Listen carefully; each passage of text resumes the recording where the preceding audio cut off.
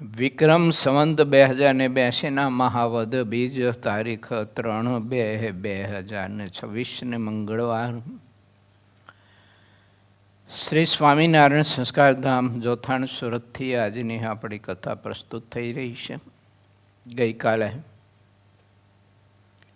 સિદ્ધાનંદ સ્વામીની કલમે ભગવાન સ્વામિનારાયણે માનવ સમાજને આપેલા વિચારો જે આપણે સમજવા માટે પ્રયત્ન કર્યો હતો 49માં તરંગમાં. બહુ અદ્ભુત વાત મહારાજે આપણને બતાવી છે. જન્મ મરણની નિવૃત્તિ મહારાજ એમ કહે છે કે સંત સંગ કર્યા વિના, સંતનો સમાગમ કર્યા વિના ટળે નહીં. અને જન્મ મરણની ઉપાધિ ન ટળે એટલે દુઃખ માત્ર અને ઉપાધિ માત્ર કોઈ પણ દૂર ન થાય. માટે સુજ્ઞ પુરુષો હોય, સુજ્ઞ માણસ હોય, એને વિચારવું અને સત્સંગ કરો. ખૂબ જ ભગવાનના એકાંતિક એવા ભાગવત સત્પુરુષ એનો મન કર્મ વચ્ચે નહીં કરીને સત્સંગ કરવો. ગઈકાલે મેં બતાવ્યું હતું સત્સંગ કોને કહેવાય તો કે ભગવાનના સંતના હૃદયમાં જેણે ભક્ત તરીકે, દાસ તરીકે, આશ્રિત તરીકે અને એકાંતિક ભક્ત તરીકેનું સ્થાન પ્રાપ્ત કર્યું હોય તે સંત સમાગમ કહેવાય. આવો જ્યારે સંત સમાગમ કરવામાં આવે છે ત્યારે એને પોતાના સ્વભાવો યા તો દેહાત્મ બુદ્ધિ કે પછી વિષયોમાં રહેલી આસક્તિને ટાળવા માટે એને કોઈ પ્રયત્ન કરવો ના પડે. પાનખર ઋતુ આવે એટલે આપમેળે વૃક્ષના પત્તા જેમ ખરી જાય ને એમ ઈચ્છા માત્ર બધી નષ્ટ થઈ જાય નહીં. અને એક ભગવાન શ્રીહરિના સ્વરૂપની વિશેષ એને પ્રધાન પ્રીતિ રહે. શા માટે તો કે જેના હૃદયમાં સ્થાન પ્રાપ્ત કર્યું છે તે ભગવાનના સત્પુરુષ, ભગવાનની મૂર્તિના મય રહે છે, પ્રભુના સ્વરૂપમાં અખંડ રહે છે. એટલે આપમેળાએ આપણે ભીંજાઈ જઈએ. જ્યાં સુધી આપણે સરોવર કે નદી કે કૂવો કે વાવના કિનારે ઊભા હોય ત્યાં સુધી તો ન ભીંજાઈએ. પરંતુ એમાં જો આપણે જમ્પ મારી અને સલાંગ મારી અને એમાં જો આપણે જમ્પ લાવીએ ને તો આપ મેળાએ કપડાં અને શરીર બધું જ પાણીથી ભીંજાઈ જવાનું.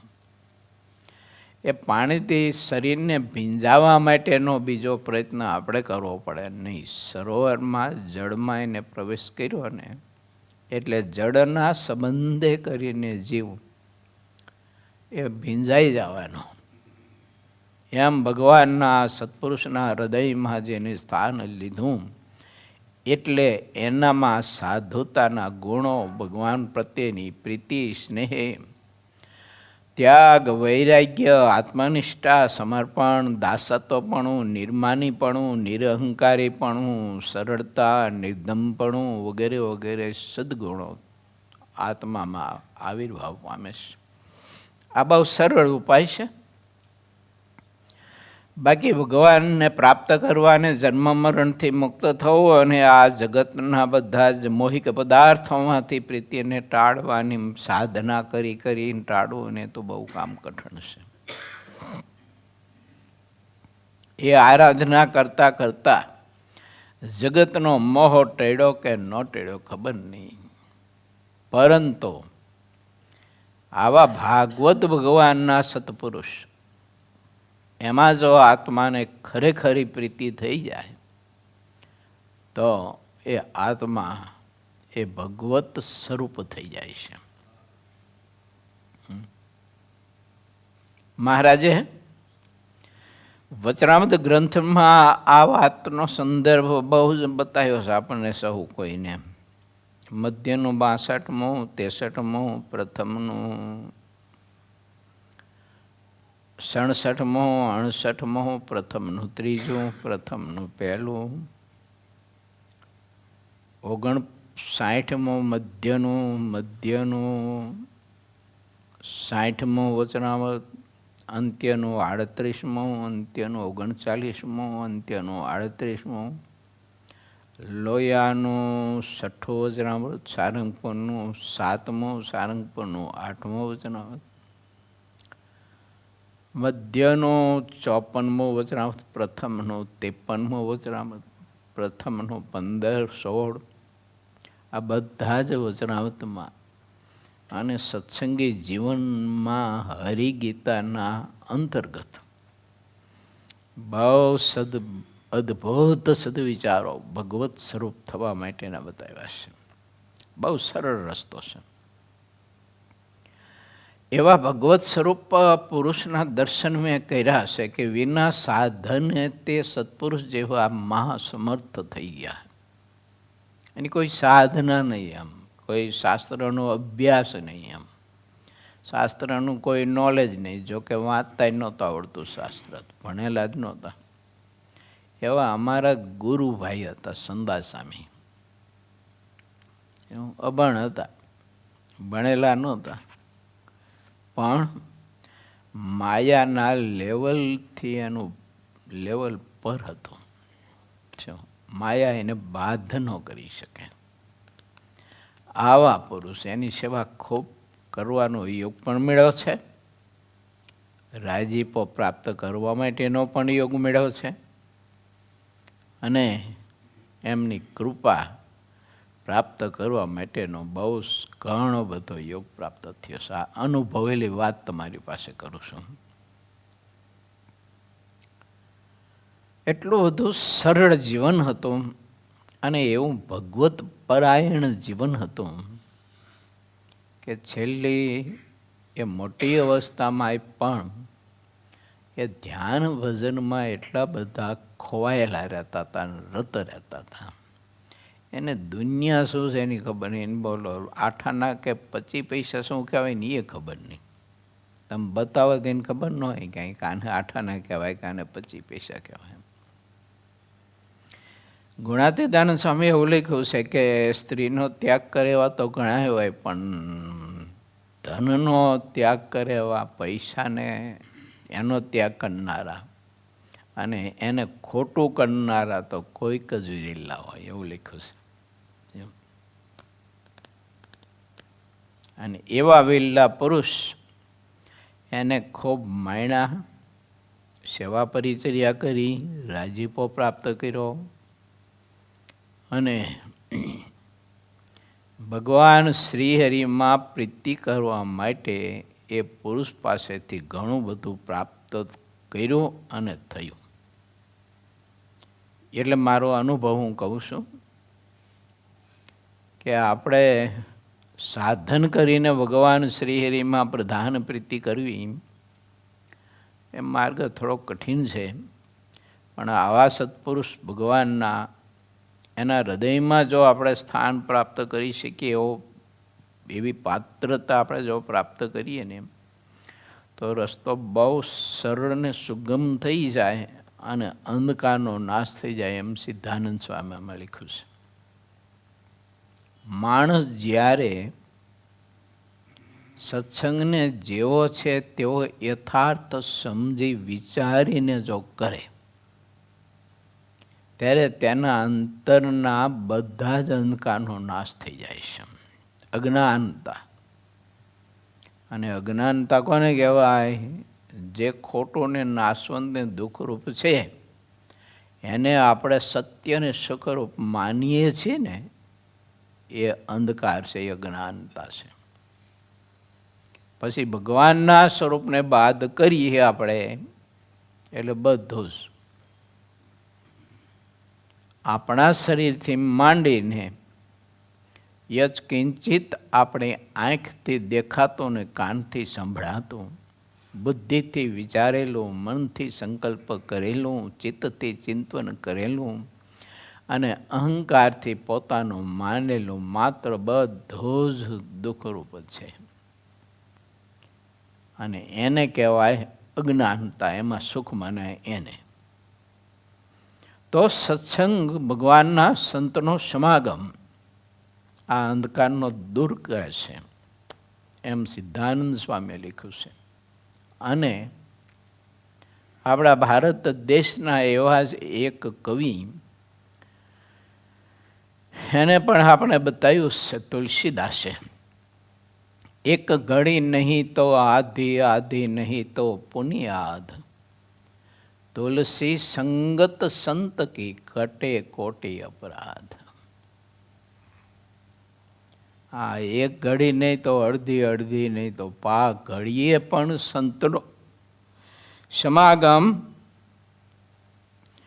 જીવના અજ્ઞાનતા કહેતા અંધકારનો નાશ કરે છે અને જ્ઞાનનો પ્રકાશ થઈ આવે છે. નારદજીનો સમાગમ છે ને ક્ષણ માત્ર ધરતો વાલ્યા લોટારાને, પણ એટલા સમાગમના યોગે કરીને એનામાં રહેલો અજ્ઞાનરૂપી જે અંધકાર હતો એ બધો દૂર કરી દીધો અને પ્રકાશ કરી દીધો એને. તે એ પ્રકાશ એવો થયો કે ત્રણેય કાળનું એને દેખાય, ત્રણેય કાળનું. આવો બધો પ્રકાશ એને પ્રાપ્ત થયો. પછી બીજી વાત ભાગવતના સપ્તમ સ્કંધમાં લખાઈ છે કે એટલા બધા જુલ્મી ત્રાસ હતા ને એટલી વિપરીત પરિસ્થિતિઓ હતી, પણ માના ઉદરમાં રહીને સંત સમાગમ જો પામી ગયો ને એ બાળક, તો એ પ્રહલાદજીને એનો બાપ ભગવાનની ભક્તિથી દૂર ન કરી શક્યો. એને પરમાત્મામાં પ્રીતિ ન તોડાવી શક્યો. તોડાવવા માટે પ્રયત્ન બહુ કર્યા, એને નિષ્ફળ ગયો માણસ. કારણ કે માના ઉદરમાં રહ્યા થકાય એને સંત સમાગમ કર્યો હતો અને સંત દિલમાં એને સ્થાન લઈ લીધું હતું. આવા ઘણા બધા પૂરક ઇતિહાસો, પ્રસંગો અનેક ગ્રંથોમાં લખાયા છે. હું ને તમે એની સ્વીકૃતિ જો આપીએ ને તો વર્તમાન કાળમાં મારો ને તમારો પણ જન્મ મરણથી મુક્ત થવા માટેનો અને પ્રભુને પામી જવા માટેનો રસ્તો બહુ સુગમ અને ટૂંકો થઈ જાય. એવા સદવિચારો ભગવાન શ્રી હરિએ પોતાના ભક્તજનોને આપ્યા છે અને કથા ચાલી રહી છે આપણી રામાનંદ સ્વામી અને શ્રીહરિની પરસ્પર એકાદા બીજાની જ્ઞાન ગોષ્ઠીના માધ્યમે ભારતીય માનવ સમાજને સદવિચારો આપવા માટેની કથા ચાલી રહી છે. 49મા તરંગમાં સંત સમાગમથી અંધકાર કહેતા જ્ઞાનતા દૂર થાય છે. તે ગઈકાલે આપણે સૌ કોઈએ સમજવા માટે પ્રયત્ન કર્યો હતો અને આગળની કથામાં આજે અત્યારે આપણે પ્રવેશ કરીએ. પૂરો 24મો તરંગ 50મો. રામાનંદ સ્વામીએ શ્રીહરિની કહેલી મોટપ તથા સત્સંગનું મહત્વ અને હરિનો મહિમા. વળી શ્રીહરિએ વાત કહી કે અમને બહુ નામી રામાનંદ સ્વામીએ પોતાની પાસે રાખ્યા અને પછી અમને દીક્ષા આપી. કેવો અદ્ભુત પ્રારંભ થાય છે 50મા તરંગનો. બહુ નામી એવા રામાનંદ સ્વામી. બહુ નામી કેમ કહીએ? નામ તો એક જ હતું રામાનંદ સ્વામીનું. બહુ નામી એટલા માટે લખે છે સિદ્ધાનંદ સ્વામી કે એમનામાં અનંત અનંત અગાધ ગુણ હોતા. અને એવા રામાનંદ સ્વામી મહારાજ એમ કહે છે કે અમને પાસે રાખ્યા. મજાની વાત છે. કોઈ સંત આપણને એની પાસે રાખે, એના હૃદયમાં રાખે, એના કરીને રાખે. હૃદયમાં સંતનું સ્થાન, એનો અર્થ શું ખબર? સંત આપણને પોતાનો માને અને એ સંત આપણને જ્યારે પોતાનો માને ત્યારે એ જે કંઈ આરાધના કરે ને એ બધી જ આરાધનાની ફળશ્રુતિ આપ મેળાએ વગર મહેનતે આપણને પ્રાપ્ત થાય, એમ ડોંગરીજી મહારાજ કહેતા. એવું ડોંગરીજી મહારાજ એવું કહેતા કે કોઈ એવા સંતની સાથે બે ડગલા જો ચાલે ને તો સંત એ આત્માને પોતાનો માને છે, અને પોતાનો જે આત્માને માને છે સંત પોતે, તે આત્માને વિના સાધને તે સંત જે આરાધના કરે એ બધું જ ફળ એને આપ મેળાએ પ્રાપ્ત થાય છે. કાર્ડ સિસ્ટમ તો અત્યારે નીકળી છે, અને આ કાર્ડ સિસ્ટમ તો બધી આદિ અનાદિથી છે.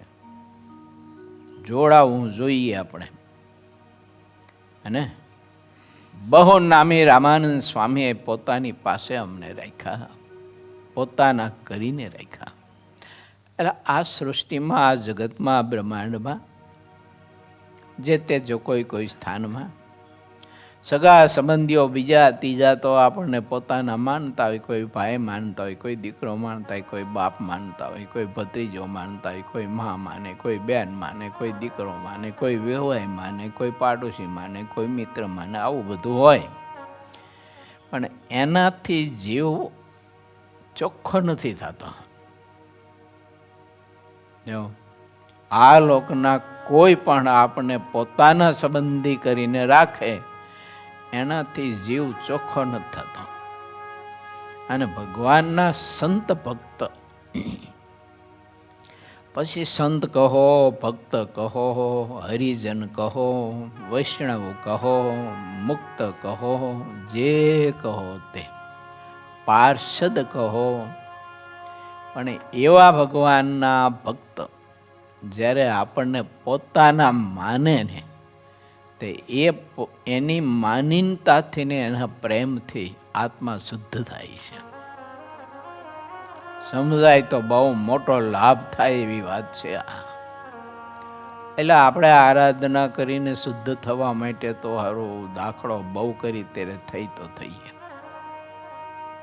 અને માટે જીવન એવું કેળવવું અને સમજણ એવી કેળવી કે ભગવાનના સંત આપને પોતાની પાસે રાખે. અનેક જીવોનો ઉદ્ધાર કરવા માટે તેમણે અમને પોતાની ગાદી ઉપર બેસાડી દીધા અને મુખથી આવું બોલ્યા કે આપ જ અક્ષરાધિપતિ છો. અનંત અનંત બ્રહ્માંડોના સર્જન અને અનંત અનંત લોકના પણ આપ પતિ છો. આ વખતે ધર્મ, જ્ઞાન અને વૈરાગ્યનો ઉદય કરવા માટે આપ પ્રગટ થયા છો. આપની જેટલી મરજી હોય છે તેટલું જ અમારાથી બની શકે છે. અમારું તો એવું સામર્થ્ય છે કે આપની મરજી વિના અમારાથી કાંઈ બની શકતું નથી. આત્માનંદ સ્વામી મોટા સિદ્ધ હતા. તેઓ જેમ ધારે તેમ થતું. તેઓ સરળ અને નિર્મળ ચિત્તવાળા પોતાના આશ્રિતને પિંડ અને બ્રહ્માંડમાં ષટચક્રની જેવી રચના છે તેને સહજ સ્વભાવે બતાવતા હતા. પરંતુ એવું તેમનું સામર્થ્ય તે તમને લઈને છે હતું. ભગવાનને લઈને આત્મામાં જઈને અનંત અનંત સામર્થ્ય આવે છે. આત્માનંદ સ્વામી તો રામાનંદ સ્વામીના ગુરુ વિશ્વંભર ભટ્ટ જન્મ સિદ્ધ મુક્ત, એટલે બહુ સામર્થ્ય હતું એમનામાં. હું ઘણી બધી એમની સામર્થ્યની કથાઓ કરી ચૂક્યો છું, એટલે આપણે અત્યારે એમાં બહુ ઊંડા ઉતરતા નથી. પરંતુ એ આત્માનંદ સ્વામી જેવા અને કહેવા હોય તો એથી પણ અધિક કહી શકાય એવા સમર્થ પુરુષ ભગવાન સ્વામિનારાયણના ચરણમાં બહુ ઘણા રહેતા હતા, કે જેનું સામર્થ્ય કોઈ માપી ન શકે. એવા ગોપાળાનંદ સ્વામી, મુક્તાનંદ સ્વામી, બ્રહ્માનંદ સ્વામી, ગુણાતીતાનંદ સ્વામી, નિષ્કળાનંદ સ્વામી, પ્રેમાનંદ સ્વામી, ભાઈ આત્માનંદ સ્વામી, ભાઈ રામદાસજી, મહાનુભાવાનંદ સ્વામી, આનંદાનંદ સ્વામી વગેરે વગેરે બહુ પરમહંસો હતા. ભગવાનને લઈ અને પરમાત્મા જેટલું એનામાં સામર્થ્ય હતું એ મહાપુરુષોમાં પણ, એ બધા મહાપુરુષોમાંથી લીધા જેવું મારે અને તમારે એટલું છે કે આટલું સામર્થ્ય ને આટલી મોટપતિ ભગવાનને લઈને ભગવાન જેટલી તોય ભગવાનના દાસ હોય એનાય દાસ થઈને રહેતા હતા. ભગવાનના દાસ હોય ને એનાય દાસ થઈને રહેતા હતા. એ કેવી મોટપ વિચારો.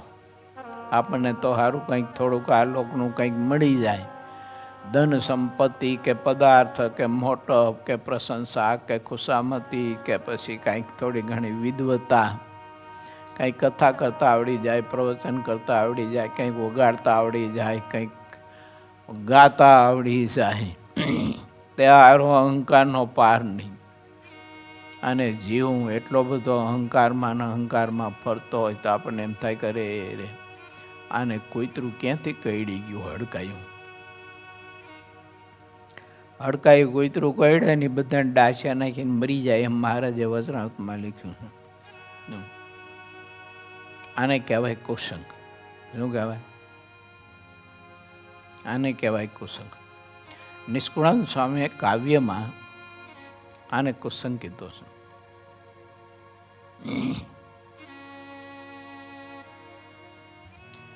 માટે ભગવાનના ભક્તે વિચારવું કે આપણને આવો કુસંગ રૂપી કોઈ પણ પાસ ન લાગી જાય અને કુસંગ રૂપી હડકાયા શ્વાનની લાડ આપણને ન અડી જાય, એના માટે ભગવાનના ભક્તે હંમેશા સાવધાન રહેવું. અનંત કોટી બ્રહ્માંડની જે ઉત્પત્તિ, સ્થિતિ અને નાશ થાય છે તે આપની મરજીને અનુસારે જ થાય છે. એવી આ આપની મૂર્તિ છે. આપની મરજી એ જ એક મોટું ઐશ્વર્ય છે. એવા આપ અત્યારે વર્ણી રૂપે દેખાવો છો.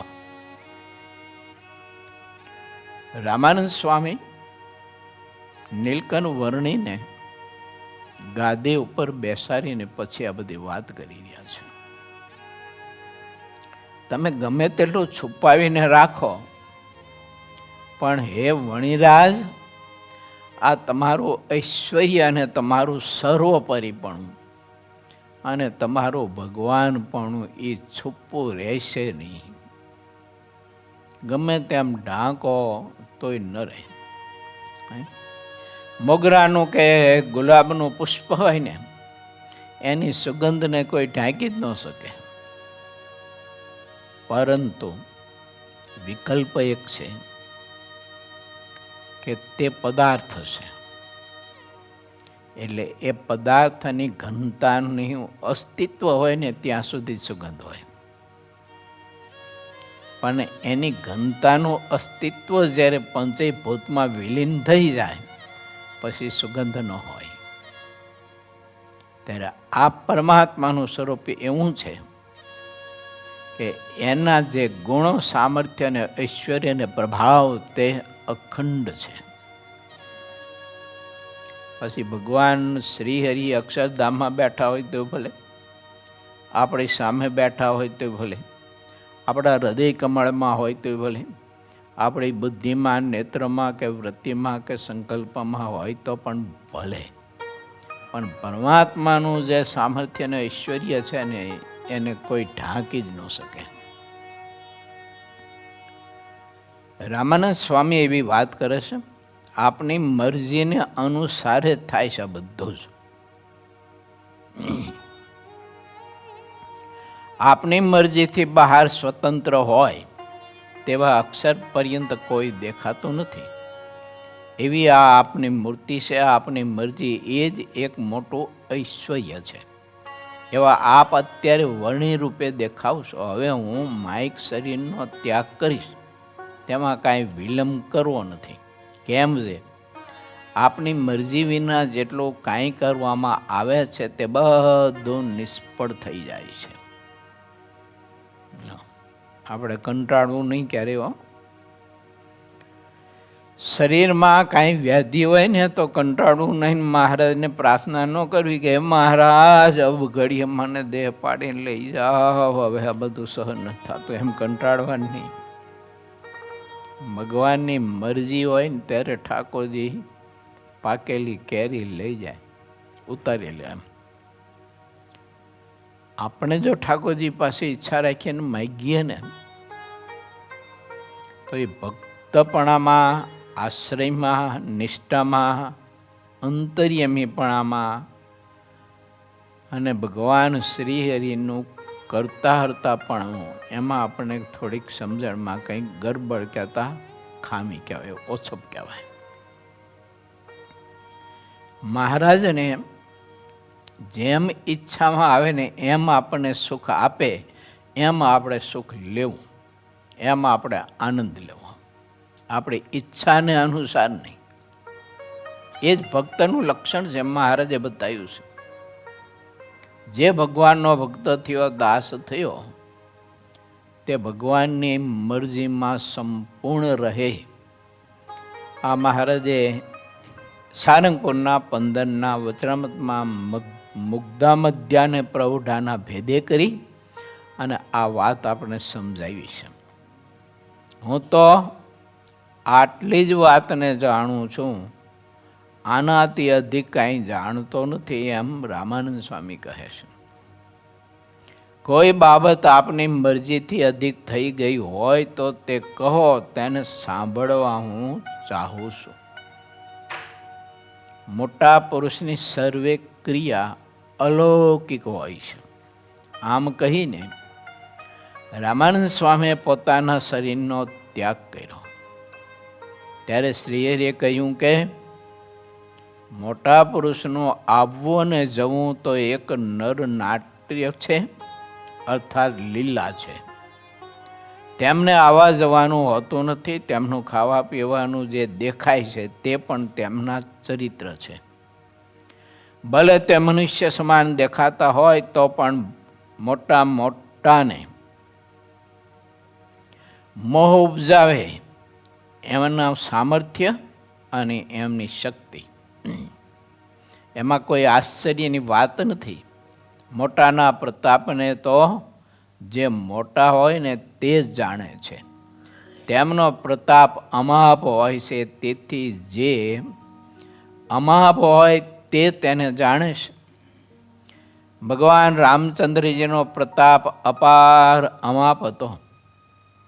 તેમના ચરિત્રનો એક હનુમાનજી જ જેમ છે તેમ જાણતા હતા. બીજો બધો સમાજ તો ઘણો ભેગો તો રહેતો જ તો, પણ એ જાણવું બધું અઘરું છે. નહીંતર તો સંકલ્પ તો થાય ને કે ભગવાન કહેવાતા હોય તો આમ કેમ થાય? રાતોરાત એમને વનવાસ મળે. જ્યાં ગાદી અભિષેક થવાનો હતો એને બદલે વનવાસ મળ્યો. વશિષ્ઠ જેવા ઋષિએ જોશ જોયા, મુહૂર્ત જોયું, બધું ખોટું થઈ ગયું. આવું કેમ? આવું થાય માણસને એમ. પણ યથાર્થ જાણતો હોય ને ભગવાનના સ્વરૂપને, એને આવો સંકલ્પ કોઈ ન થાય. કેમ કે કરતોમાં કરતો અન્યથા કરતો પરમાત્મા છે.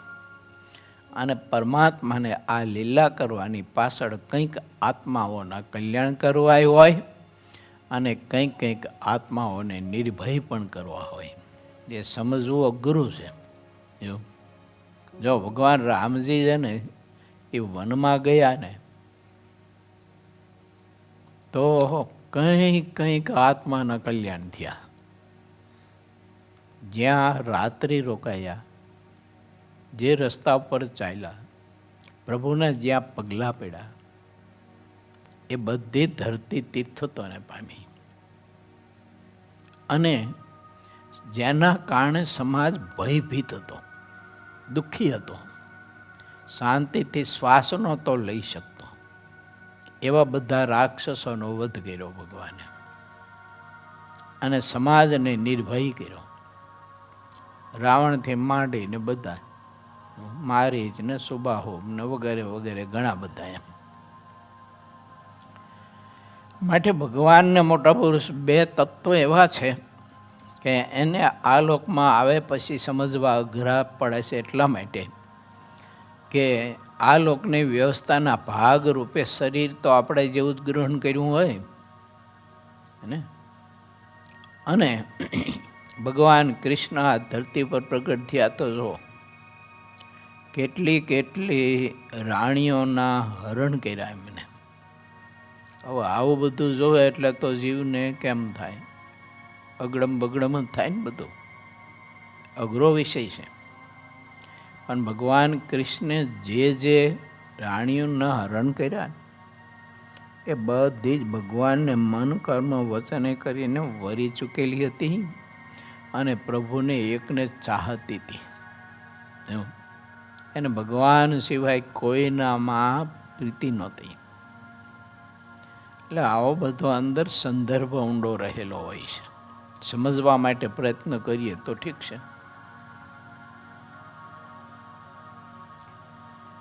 શ્રી કૃષ્ણ ભગવાનનો સર્વે પ્રતાપ અમાપ હતો. તે પ્રતાપને યથાર્થપણે એક ઉદ્ધવજી જાણતા હતા અને બીજી ગોપીઓ જાણતી હતી. આ બે જાણતા હતા. બાકી પરિવારમાં ઘણો બધો સમાજ હતો ને તોય કોઈ નથી જાણી શક્યું. વિદુરજી તો ઘણી વાર કહેતા પણ કોઈને સમજાતું નહોતું, કોઈ સ્વીકારતું નહોતું. એમ ભગવાન સ્વામિનારાયણના પરમહંસો આ ધરતી ઉપર આવ્યા તો એ પરમહંસોએ ભગવાન સ્વામિનારાયણનું જે અવતાર કાર્ય અને પ્રતાપ એ બધું જણાવ્યું, પણ કોઈએ સ્વીકાર્યું, કોઈને ન સ્વીકાર્યું. એટલે રામાનંદ સ્વામી આપણે સૌ કોઈને આ ધરતી ઉપર આવ્યા પછી એવો પવિત્ર સંદેશો આપી ગયા કે ભગવાનને ભગવાનના એવા મોટા ભાગવત સત્પુરુષ હોય એને તમે કોઈ મનુષ્ય ન માનતા. અને મહારાજે પ્રથમના 68માં પણ સ્પષ્ટ બતાવ્યું છે. મહારાજ કે એવા ભગવાનના સત્પુરુષ હોય ને એને પોતા જેવા મનુષ્ય ન જાણતા. હા, એનું ખાવાનું પીવાનું બીજું ત્રીજું બધું જે કંઈ હોય તે બધું જ. પર્વતભાઈ હતા એને આ લોકના મનુષ્ય આપણે માનીએ તો મૂર્ખ કહેવાય. આવે એક નંબરના જો એમ ઘણા બધા એવા મુક્તો થઈ ગયા બંને આશ્રમમાં, ત્યાગાશ્રમમાં અને ગ્રસ્તાશ્રમમાં. હવે ગ્રસ્તાશ્રમમાં હોય ત્યારે ગ્રસ્તાશ્રમના બધા જ ધર્મને અનુસરે, વ્યવહાર કરે, આતા કરે, ખેતી કરે, વ્યાપાર કરે, બધું જે કંઈ વ્યવહારો માત્ર બધા કરે. એના લગ્ન થાય, એને દીકરાઓ હોય, દીકરીઓ હોય, એના વ્યવહાર કરતા હોય, એના લગ્ન પ્રસંગો બધા ઉકેલતા હોય, આવું બધું હોય. એમ પછી આપણે એને માની લઈ કે આ તો બહુ મોટા ખેડૂત છે, તો એ ભૂલ કહેવાય કે ન કહેવાય? એ ક્યાં ખેડૂત હતા, એ ક્યાં પટેલ હતા, એ ક્યાં દેહધારી હતા? એ તો મહારાજના અનાદિ મુક્ત હતા. અને એવા મહારાજના અનાદિ મુક્ત આ લોકમાં આવે તો આપણા જેવા જીવના કલ્યાણ માટે એનું સામર્થ્ય બધું ઢાંકીને આપણા જેવા નિર્બળ થઈને વર્તતા હોય ત્યારે આપણે આપણા જેવા નિર્બળ એને માની લઈએ તો એના જેવી મોટી અજ્ઞાનતા બીજી કોઈ ન હોઈ શકે. અને પછી ગમે તેટલી કઠિનમાં કઠિન આરાધના કરે તો એ આત્મા અનાદિ મુક્તની સ્થિતિને કદી ન પામી શકે. અને માટે વાત વિચારવા જેવી બહુ અદ્ભુત છે કે આ લોકમાં મહારાજે મોકલેલા પોતાના કોઈ પણ મુક્ત પુરુષ હોય એને આ લોકના તો કદી જિંદગીમાં પણ માનવાની. જે ભક્ત જેવા હોય તે વચનમાં વર્તવ્ય કરીને દેખાઈ આવે છે. કેટલાક ભક્તને પહેલાં બહુ ભાવ હોય છે પણ દેશકાળે કરીને તેમાં વિપરીતપણું આવી જાય છે. આવું થાય. પહેલાં એને બહુ મહિમા હોય ભગવાનને, ભગવાનના મોટા એવા મુક્ત પુરુષો, પણ પછી રોજ ભેળું રહેવાનું થતું હોય ને એટલે ધીમે ધીમે પોતાની બુદ્ધિએ કરીને પછી છે ને વિચારે કરીને મહિમા ઘટતો જતો હોય ને પાછો પડી જાય હાથમાં. માટે ભગવાનના ભક્તમાં મારે ને તમારે બીજું કાંઈ વિચારવું નહીં કે આ માણસ છે, ગ્રસ્ત છે, ત્યાગી છે, આવો નહીં વિચારો. મુક્ત છે આટલું જ વિચારો. શું છે? મુક્ત. અક્ષરધામના અનાદિ મુક્ત પુરુષ છે એમ માનું, આટલું વિચારું.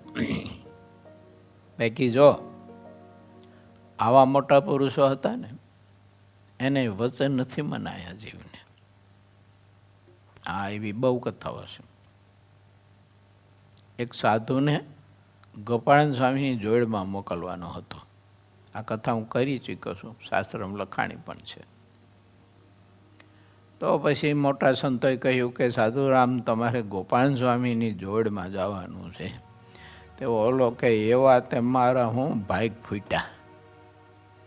તે કે ગોપાળન સ્વામીની જોડમાં મારે જવાનું કે બોલો. ગોપાળન સ્વામી કેવા મુક્ત મહારાજના અનાદિ મુક્ત પુરુષ. પછીની તો કથા મેં કરેલી છે એટલે બહુ આપણે વિસ્તારમાં જતા નથી. એ સાધુ ગોપાળન સ્વામીની જોડમાં ન ગયો પણ ઘીરે ગયો. જો પણ સ્વામીની જોડમાં ન ગયો. ઘેર ગયો એટલે સત્સંગમાંથી ગયો, મોક્ષથી ગયો. યોગ કેવો હતો?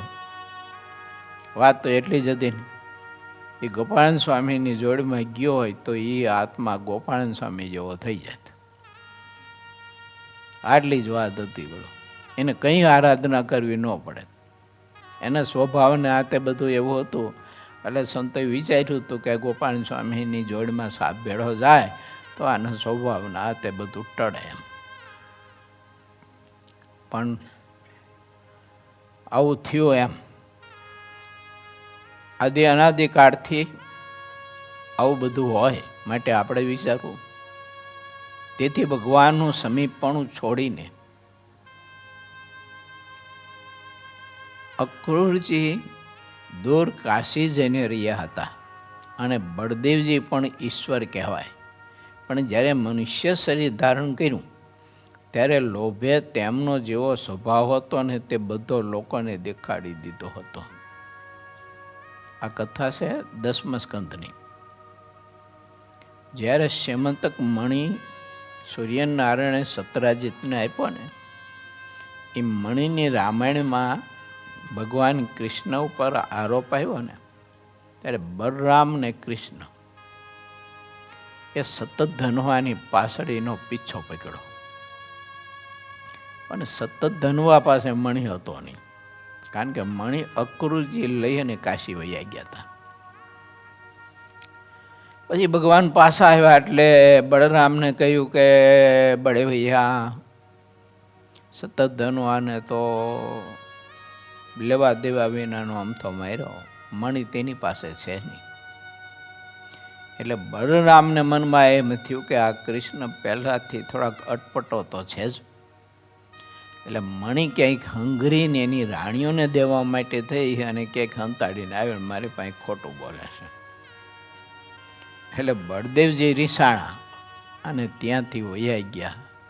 બળદેવજી પછી દ્વારકા નો આવ્યા પાછા. એવી કથા છે ભાગવતમાં.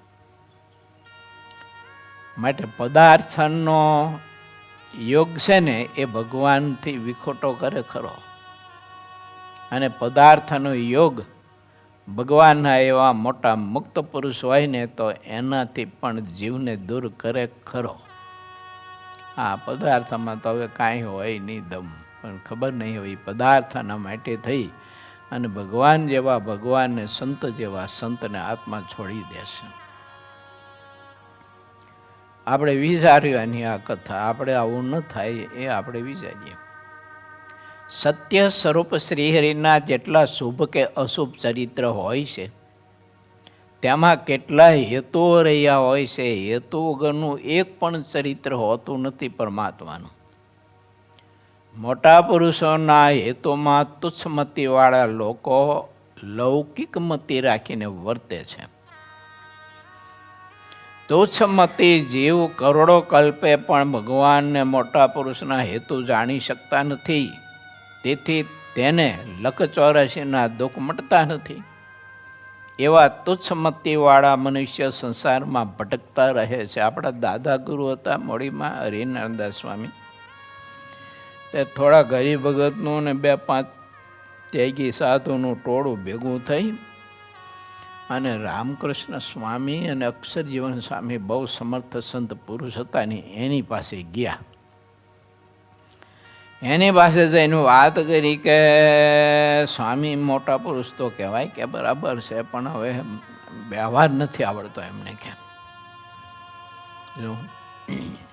સ્વામી મોટા પુરુષ તો ખરા, પણ કે બહુ વ્યવહાર ન આવડે એમને, કે એટલે આ બધો જે નિર્ણય લે છે એની બરાબર નથી. આમ કયો ખબર છે? સ્વામી સભા મંડપ કરતા મળી મંદિરનો, અને અત્યારે જે સભા મંડપ છે ને એના કરતાં 3 ગણો લાંબો મોટો કરવાના હતા. એવું આમ સભા મંડપ છે એટલે અટકો છે, આગળ બ્રહ્મચારી વાસ ને બધું હતું, ત્યાં સામેથી જ દિવાલ, તે ત્યાં સુધી મોટો અને સભા મંડપ સામે કરવાના હતા. આ ટોળું બધું ગયું અને વાત કરી કે આ સ્વામી મોટા પુરુષ તો ખરા, કે પણ બહુ વ્યવહાર નથી આવડતો એમને. તમે કયો છે કે આવું ન કરે, એમ આવડો મોટો સભા મંડપ ન કરે. સંતોએ હાથ જોડીને કહ્યું કે અમે તો એ સત્પુરુષને અક્ષરધામના અનાદિ મુક્ત માન્યા છે, મહારાજના મોકલેલા મુક્ત છે, અને એ જે નિર્ણય કરે છે એની બધો મહારાજ કરે છે. એટલે એમાં ડાપણ કરવા માટેનું અમને તમે કોઈ દિવસ વાત તો ન કરો, પણ અમને કમાઈ ન હોય ને એવી તમે અમારા ઉપર કૃપા કરશો. કહેવાનું એવું હતું કે તમારી જેવી કમાઈ ન હોય એમ.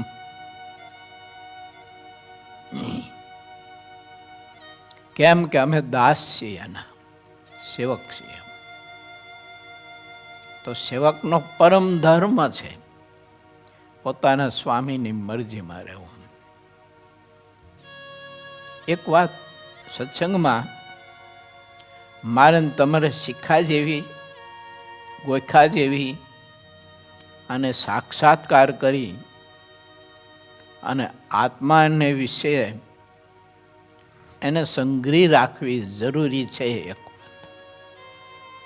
કે જ્યારે પરમાત્મા આપણા પર કૃપા કરે ને, જ્યારે આજે કરે તો આજે, કાલે કરે તો કાલે, પ્રમ દિવસે કરે તો પ્રમ દિવસે, મહિને 2 મહિને, વર્ષે 2 વર્ષે, 5, 25, 100, 200, 500 વર્ષ પછી, જન્મે 2 જન્મે, ગમે ત્યારે, પણ અત્યારે થોડુંક એવું નક્કી કરી રાખવું આપણે કે જ્યારે મહારાજ આપણને એવા મુક્ત પુરુષનો યોગ આપે ને ત્યારે આપણે એની મરજીમાં ભળી જવાનું. જો એની મરજીમાં ભળી જવાનું, પછી ડાપણ નહીં કરવાનું કે અત્યારે આવો સમય છે ને આવી સિઝન છે ને અત્યારે ઉત્સવ કરીને બેઠા છે, આમને કાંઈ ગમત નથી. કે થોડુંક વ્યવહારિકતા તો શીખવી પડે ને, કે અત્યારે આ સિઝન અને અત્યારે ઉત્સવ લઈને બેઠા છે. આ તો સેમ્પલ આપું છું. આવી કોઈ બાબત એમ એને આયોજન કર્યું ને એને આજ્ઞા કરી એટલે કરવાનું, માથા કોઈ જ નહીં. જો પછી જણું બીજનું એને વિચારવાનું હોય, આપણે ન હોય વિચારવાનું. આપણે તો એ કહે એટલે મંડી જ પડાય. શું? અડદિયો શેકવા માટે કોણ ખાય છે ને કેટલું હું તો એને પડ્યું રહે છે ને એટલું બધું અડદિયો કરવાનું ને એટલું બધું શાક કરવાનું ને આ ને તે, આવી રીતે શાક ન થાય ને આવું શાક કરી તો કોઈ ખાય નહીં ને એમ નહીં માથાકૂટ કરવાની. એ કહે એટલે એમ કરવા મંડી જ પડવાનું. આનું નામ છે ને અનન્ય સેવક કહેવાય, અનન્ય આશ્રિત કહેવાય. જોકે વિષય તો અઘરો છે, પણ કરી શકે તો મહારાજ નજીક છે એને. વિષય અઘરો, કરી શકે તો મહારાજ બહુ નજીક. નહીતર મહારાજ દૂર બહુ રહે, ન પૂરે એવી ખોટ આવે. જ્યાં સુધી જેવ સત્સંગ નથી કરતો ત્યાં સુધી તેની તુચ્છ બુદ્ધિ ટળતી નથી. આવ્યું? સત્સંગ એટલે હું સત્સંગ એટલે ભગવાનના એવા મુક્ત પુરુષ હોય ને એની મરજીમાં રહેવું, એને સત્સંગ કહેવાય. એના હૃદયમાં આપણે સ્થાન પ્રાપ્ત કરવું, એને સત્સંગ કહેવાય. સત્સંગ એટલે કથા થતી હોય, એ ગવાતી હોય ને સાંભળતા હોય એ જ સત્સંગ, એમ નહીં. જો એ શ્રવણ ભક્તિ છે, એ જરૂરી છે, એમાંથી જ આ બધી સમજણ આવે. પણ સત્સંગ સાચો કર્યો તો ત્યારે જ કહેવાય એને. એમ મોટા પુરુષોના જીવન એવા હતા જો, અને એમ સમજતા હતા કે આ પુરુષ જે કરે છે ને જે કહે છે ને એમાં જ બધાનું ભલું છે અને હવનું રૂડું છે.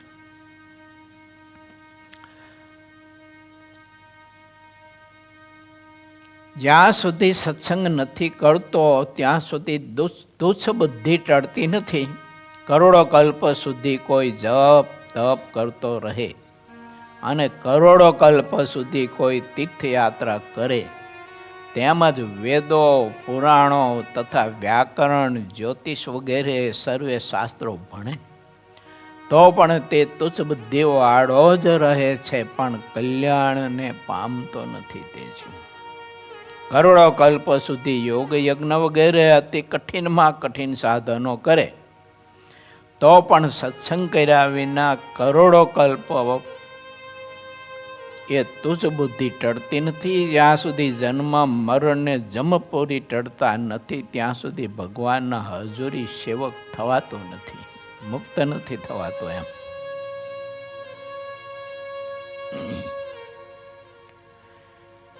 સત્સંગનો મહિમા સ્વામી અહીં લખે છે.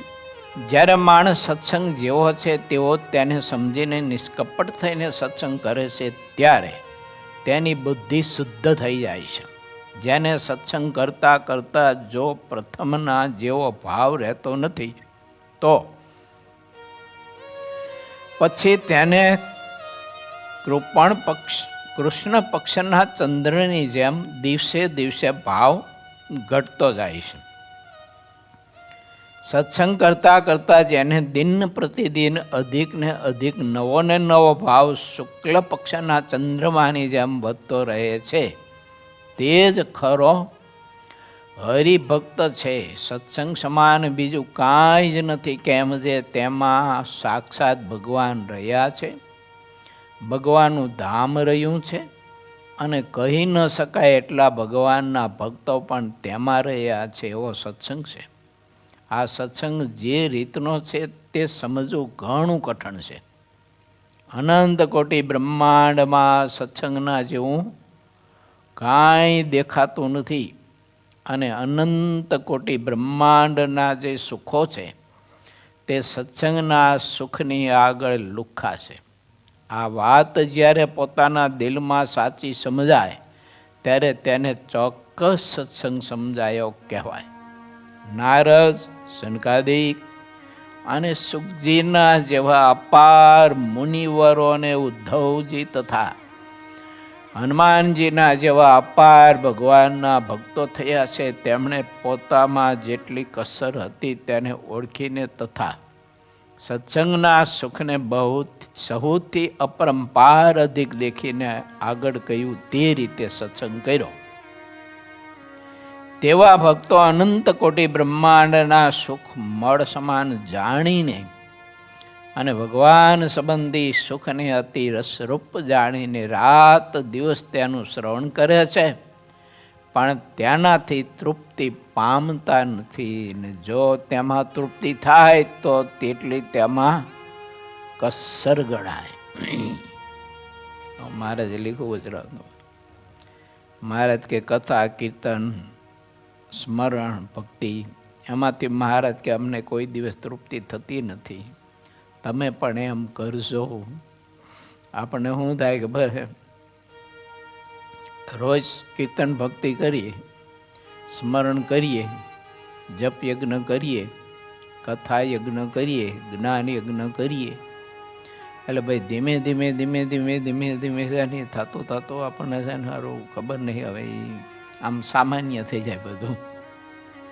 પછી જે આમ ઉત્સાહભેર થતું હોય મહિમાથી, જે કંઈ આમ ઉમળકાથી થતું હોય એની ન થાય.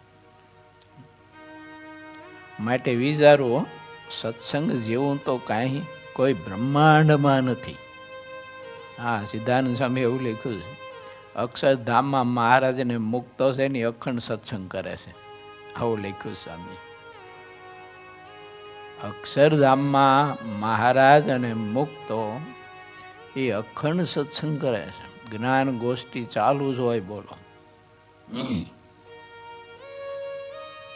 માટે ભગવાનના ભક્તોએ વિચારવું, સર્વોપરી સુખને તો સૌ કોઈ ચાહે છે, પણ જ્યાં સુધી સત્સંગ ન કરે ત્યાં સુધી તે સુખ ક્યાંથી મળે? સુખની અપેક્ષા તો ઘણી બધી જીવને હોય છે, પણ સુખ પ્રાપ્ત થાય એના માટે જીવ એવી કોઈ આરાધના નથી કરી શકતો. એટલે એ બધા જ શેખચલી જેવા વિચારો એના કહેવાય. પણ એક વાત ખરી કે એવો સત્સંગ કરવાનો કે એવું અલૌકિક સુખ પ્રાપ્ત કરવા માટેના સંકલ્પ થાય છે ને, એ સારું છે. એ ક્યારેક એ તરફ જશે, ગતિ કરશે. પણ સંકલ્પ જ ન ઉઠે તો ક્રિયા જ સંભવે નહીં, અને ક્રિયા ન થાય તો સામે પરિણામ તો ક્યાંથી આવે? એટલે માટે આપણે કથામાં આવી શકીએ કે ન આવી શકીએ, સાંભળી શકીએ કે ન સાંભળી શકીએ, પણ વિચારો તો કરવા કે કથા સાંભળવી જોઈએ, કથા સાંભળવી જોઈએ, એટલું વિચારવું રોજ. ભલે ન સાંભળીએ આપણે, ભજન તો કરવું જોઈએ, ભજન તો કરવું જોઈએ, ભલે ન કરી. અને એટલા સંકલ્પ કરવા. એમ ઘણા બધા સંકલ્પને આળસુ હોય, એ એટલો સંકલ્પ ન કરી શકે. ચિંતામણી અને કલ્પ વૃક્ષ સિવાયના અન્ય પદાર્થો એ કરીને તો આખી પૃથ્વી પાર ન આવે ને તેટલી ભરી છે.